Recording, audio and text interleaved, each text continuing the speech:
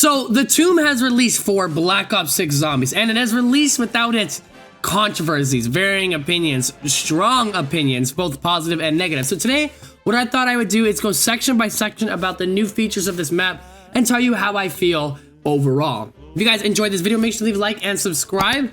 But other than that, let's get right into it. So the first thing we're gonna look into is the map layout and design. And aesthetically, this map is great. I think it's the second best looking map of this game.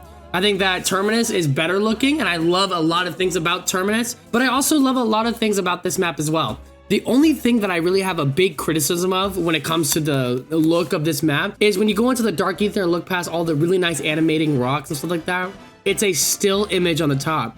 Revelations has a better skybox with the sort of Dark Ether space atmosphere it's going for.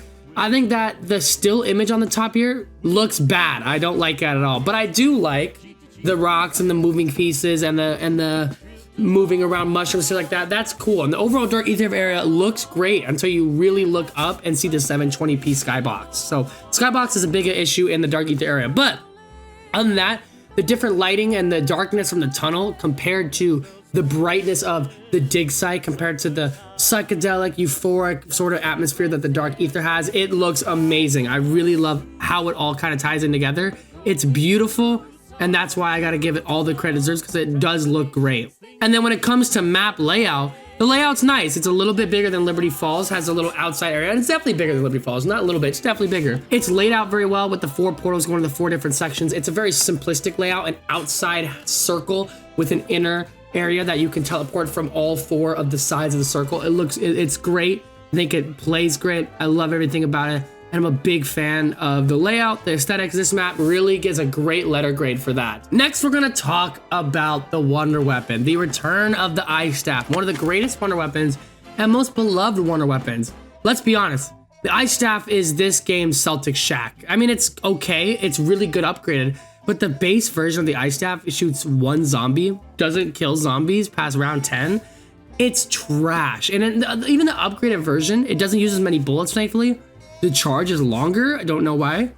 And with the bigger monsters and the bigger boss zombies like the amalgams, unless you use the base ability, it's like half the time your blizzard effect doesn't fucking affect them. I died in a game where the amalgam just grabs me during the blizzard.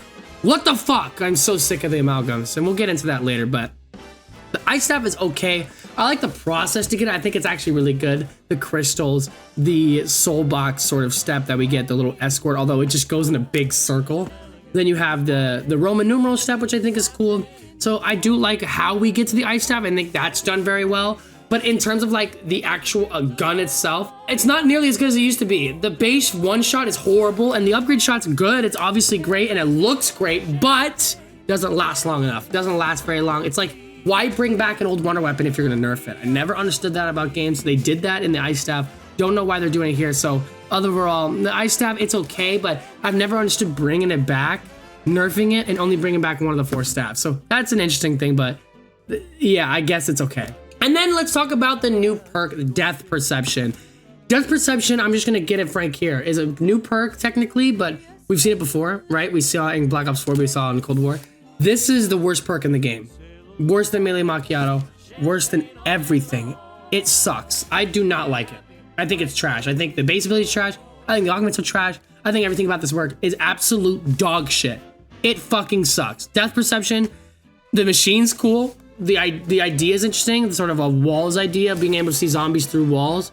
But the perk itself is trash. And I don't even want to spend that much time harping into this concept of like, oh, you know, maybe I'll give my full opinion on it and I think that'd be great. No, I already know this perk's ass. It was ass in Cold War. Besides its upgrades, it was ass in Black Ops 4. It's ass again. They don't add mule kick. They don't add double tap. They don't add other perks. They just, okay, here's Death Perception.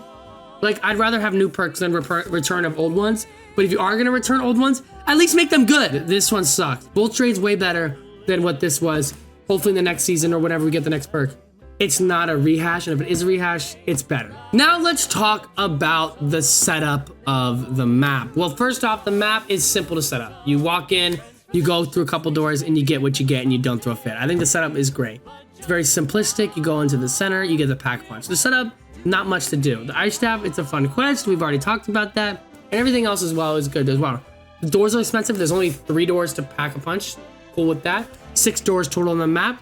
Pretty cool with that as well. So overall, I think it's a really good setup. Setup's pretty simple. No crazy, you gotta go, you know, turn on generators, go do fucking ritual rooms, no soul backs. No, it's a simple setup, no power switch even. Very easy, very simple. But let's go past that. Let's go to the Easter egg. The Easter egg is simple, but it's fun. It's an enjoyable Easter egg. The Easter egg is get pack a punch, get the ice staff upgraded, right? That's a big half of the Easter egg. And then the big one step of the Easter egg after doing the upgrade and all that is to go to each of the 4 boss zombie statues in the Dark Ether and the Overworld, do their sort of ritual soul boxes or retrieve quests or whatever it may be, killing things in time, whatever it is, and then returning it back. It's very simple, very easy. I think it's a lot of fun. I enjoyed it actually a lot. I think it's great. Overall, the Easter egg's simple. And then you go to the boss fight, and the boss fight's not hard. The arena's cool. The area is very cool. The actual fight itself is fun, but the boss being the Sentinel artifact is a little bit underwhelming. It's difficult, actually. It's more difficult than Citadel's. Definitely more difficult than Liberty Falls. I think it's more difficult in terms of, it might be the most difficult boss, but on solo it's pretty simple. And if you have an Ether Shroud, you can shred through the Sentinel artifact phases, no problem. So I think it's a fun boss. I've enjoyed it, but I don't think it's like anything particularly crazy. It's not so hard to where it's unplayable or so hard to where I didn't beat it my first try, you know. And even if you don't beat it your first or your second try, you know, you can definitely get this done without it being too much of a hassle.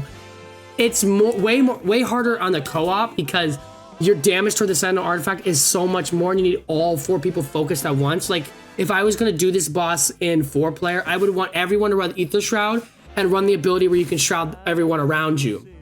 So you could all shoot the Sentinel artifact at the same time.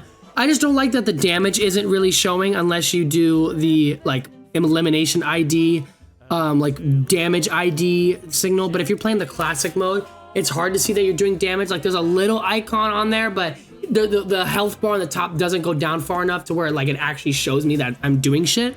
So that's something. But overall, it's a pretty good boss fight. The Easter egg is fun. The story sucks, though. Put that as a new section being the story, and the story is ass. It's the worst story. I mean, this map is so filler, it's ridiculous. We grab the amulet. The whole point of Citadel is grab the amulet to get the Sentinel artifact. The whole story of this map is we go to this dig site, we grab the Sentinel artifact, and we learn about a new character, Sir Archibald, who kind of helps us walk us through this. And I thought Sir Archibald was going to be way more of an interesting character. Now, granted, I didn't look at the radios too much or anything like that, but there's nothing on Sir Archibald's surface that he tells me in-game that makes me want to go on the radio. He doesn't seem that intriguing. So, after me going in the story, and then the realization that we're going to go back to Liberty Falls again, like, really? We're going back to a location in the same game? I know that it's going to be his house or the bunker, but I don't like the idea of going to the exact same place. I feel like that's just pointless. It's so useless.